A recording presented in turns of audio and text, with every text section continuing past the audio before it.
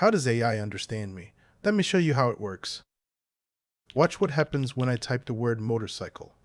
2 tokens. The word splits into motor and cycle. Motor on its own connects to engines, motorboats, motor oil. Cycle connects to bicycles, life cycles, washing machines. 2 different neighborhoods. The split matters. Now what if I just add a single space at the front? 1 token. The whole word is one chunk now. Same letters, different chunking. The model isn't seeing motor plus cycle anymore. It's seeing one familiar piece. Let me put it inside a question.